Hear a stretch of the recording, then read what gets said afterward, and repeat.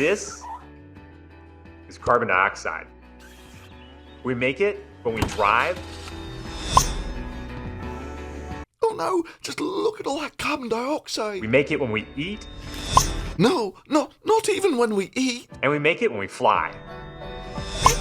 Oh, if only there was some simple solution to this that wasn't massively overpriced and actually did something. Time we take some back. This is negative. It's a bracelet. These beads are made of carbon dioxide captured from the atmosphere. Wow, what an awesome idea. This stuff used to be heating up the planet, and now it's a cool thing you can wear on your wrist. I can save the planet and look cool while I'm doing it. I call it negative because it's carbon negative. It's made of carbon dioxide, and each bracelet pays for machines to remove even more carbon from the air. What, you mean like trees? Even the best of us can't avoid all our carbon emissions. But if we band together, we can each be part of the solution.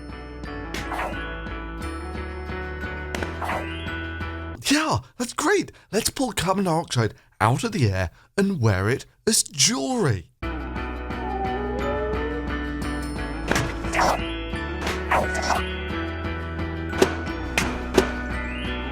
This must be a real game changer. So join us and start taking climate solutions into your own hands. Let's go negative. That's great. Where do I sign up? They're only $75 a piece with $20 worldwide shipping. And so far, they've raised almost $40,000 with this. Hang on. No, not a great idea. The other thing. A really stupid idea. You see, when we sent men to the moon, we worked out the thermodynamic needs of a human. You know, because if you put someone inside a big metal tube for more than a week, you got to remember to pack enough oxygen to keep you running. And this is what everyone watching this video requires per day.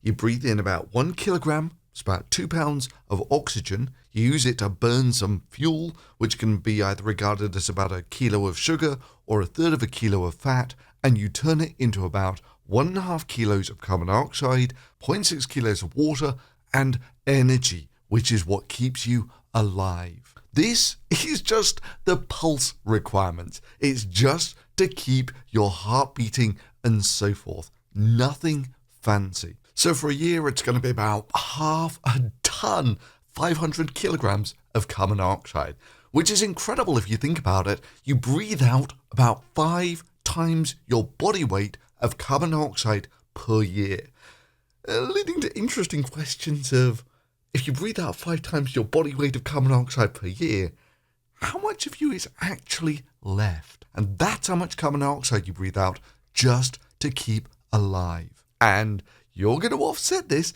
with a one-off purchase of something that weighs maybe 10 grams. Now we're introducing the negative bracelet. It's a climate solution that you can wear on your wrist. This stuff used to be heating up the planet, and now it's a cool thing you can wear on your wrist. And no, I didn't add those mind-blown memes in there. That's actually part of their Kickstarter. What did he call it again? Negative? So join us and start taking climate solutions into your own hands. Let's go negative. How about giving it a more accurate title? Oh, I don't know, maybe something like operationally insignificant. Hell, it's operationally insignificant merely compared to your daily carbon emissions. And that's peanuts compared to a typical first world lifestyle carbon footprint. You breathe out about 1 kilogram of metabolic carbon dioxide per day. And your first world lifestyle requirements create about 10 kilograms of carbon dioxide per day. So realistically, and assuming this bracelet magically pulls carbon dioxide out of the air at zero energetic cost, it's a daily offset of 1% of your metabolic carbon footprint, or about 1 part in 1,000 of a first world lifestyle daily carbon dioxide footprint. Or hell, it's about 1 part in 1,000,000 of your yearly carbon footprint. There is almost no conceivable way you could have a smaller effect on your carbon dioxide footprint than buying one of these bracelets. Especially when you consider that you might have to ship it halfway around the world to be negative. And of course, all of this is assuming that the bracelet pulls the carbon dioxide out of the air for free. Which, sorry, there are no free lunches here. No free lunches in thermodynamics. You can cheat in love. You can cheat in exams. You can cheat in politics. But no one cheats the laws of thermodynamics.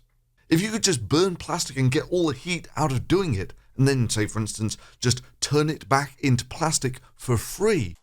Now we need your help to scale up production, prove demand for carbon negative products, and start pulling a heck of a lot of carbon from the air. So click that green button, join our campaign, and let's go negative. Boom! You've just invented a free power source. Lisa, get in here!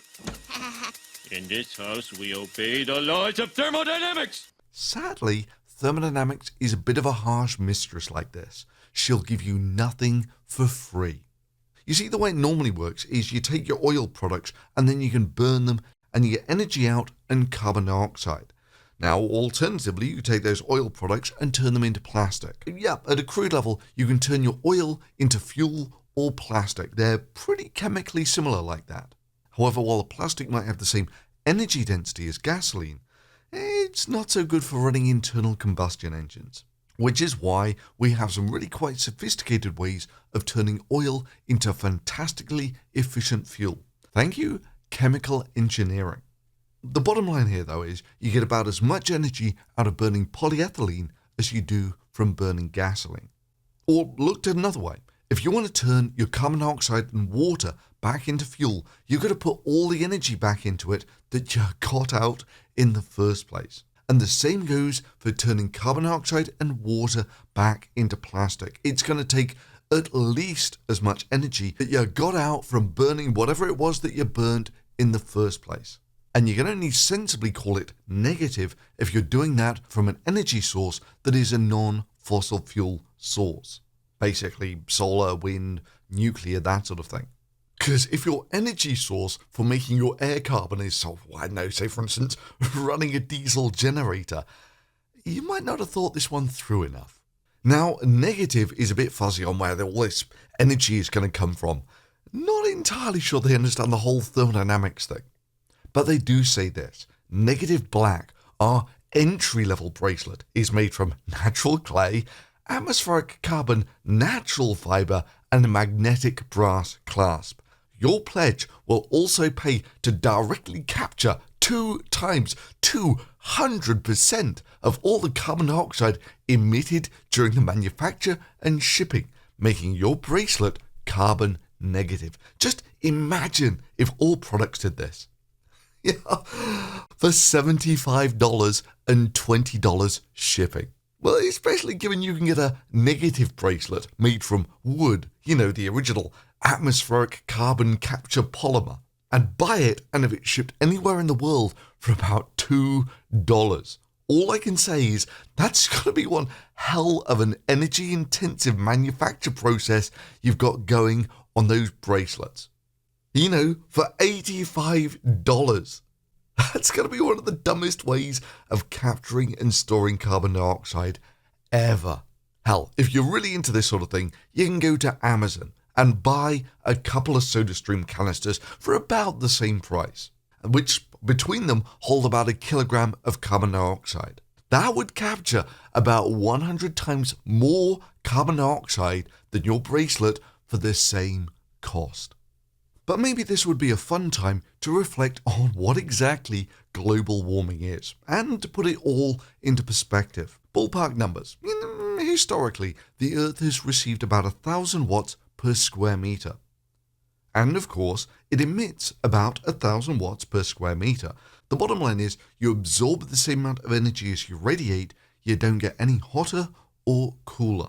So what actually happens with global warming is the same amount of energy is pouring into the system, but you're actually not radiating quite as much energy out. You're only radiating out about 999 watts per square meter. And if you're absorbing more energy than you're radiating, then it's inevitable that the system must heat up. But to keep it simple, I'm just going to say we absorb an extra 1 part in 1,000 from the sun, which doesn't sound too bad. Where's the big deal? Well, that's until you take a little bit of a closer look at the numbers. Prepare to feel small. You remember what I was saying? It's about 1,000 watts per square meter. So if you're looking towards the Earth, you see a disk of about this sort of size. And you can just calculate how much energy that's getting from the sun. And it's about 1 times 10 to the 17 watts, joules per second from the sun. So 1 part in 1,000, the extra increase from the global warming is about 1 to the power of 14 watts. That's global warming. So how does this stack up against the entire primary power supply of mankind? Well, the IEA reckons it's about 5 to the power of 20 joules per year. And useful number here, there are about 30 million seconds in a year. So 5 to the power of 20 divided by 30 million seconds means that the entire primary energy production of mankind is about 1 to the power of 13 watts. 10 times smaller than that 1 part in 1,000 increase in the energy that the Earth gets from the sun due to global warming. Now, the interesting thing is when we actually burn fossil fuels, we actually heat up the atmosphere, right? We're putting energy directly into the atmosphere. So if you just take the ballpark assumption that all of our power production comes from burning fossil fuels, for all of the fossil fuels that mankind burns and directly heats up the atmosphere, there's 10 times that amount of heating that comes from the extra absorbed energy from the sun. So let me let you in on a couple of little secrets. Firstly, if we would stop all carbon dioxide production tomorrow, the extra carbon dioxide that we've dumped into the atmosphere, which is about 30% of it, since the Industrial Revolution, the carbon dioxide in the atmosphere has gone up from 300 parts per million to 400 parts per million. Let's just say that we stopped carbon dioxide production completely tomorrow. That extra carbon dioxide that we've dumped into the atmosphere is going to be here for the long game. We're talking hundreds to thousands of years to come. Now you might think, well, can't we just plant more trees? Well, it turns out that doesn't help that much for the long game, because in about 100 years or so, trees tend to die and then they get eaten by the bacteria and whatever, and all the carbon dioxide that they absorbed and turn into sugars, cellulose, that sort of thing, gets released back into the atmosphere as carbon dioxide. And the same is true of these bracelets. They're either going to get burned as waste or they're just going to get rotted away by sunlight or whatever. It's actually pretty hard to sequester carbon dioxide in a way that doesn't end up going back into the atmosphere in a few hundred years' time. It's at best a stopgap measure. Especially when you consider that, the old school way of storing the carbon was as oil underground, where it had been for millions of years. Yeah, it's a bummer. Turns out it's actually quite hard to get rid of carbon dioxide where you live on a planet where it really can't go anywhere. Planting trees is of limited value. But I'm afraid it's worse than that, because it turns out that when we burn fossil fuels, we put loads of particulates and other things like sulfates into the air, and those have the effect of cooling the planet. The downside is, of course, that those sulfates and particulates get washed out of the atmosphere fairly quickly. So, ballpark numbers again. All of the global warming that we have is about 1 part in 1,000 of extra heating. But when you take a look at that in detail, it's actually about 2 parts in 1,000 of extra heating via greenhouse gases and 1 part of cooling from all these sulfates and particulates that we dump into the air, which when you add them together gives us the 1 part in 1,000 global warming that we currently see. So if you stop burning fossil fuels tomorrow, and all those particulates and sulfates wash out of the atmosphere fairly quickly, then you feel the true 2 parts in 1,000 of heating from the greenhouse gases. You actually can increase the global warming by stopping burning some of the dirty fossil fuels. I mean, what you would really need is a fuel that you can simply generate via renewable energy. You know, maybe electricity, ideally sort of low voltage type stuff. Something that could react to produce energy, and that when it does, it produces lots of particulates, but also reacts with carbon dioxide to sequester it in the long term. Spoilers, it's sodium. And I'm actually currently thinking of applying for some real grant money to actually research it on a serious level. Yeah, sure, it's got a lot of shortcomings, but it's also got some really quite interesting benefits. Yeah. Alright, lock on that one. Here we go.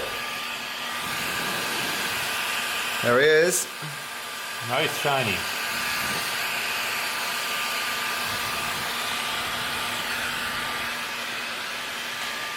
And there's nothing left. There's nothing left. It's all gone. Yeah.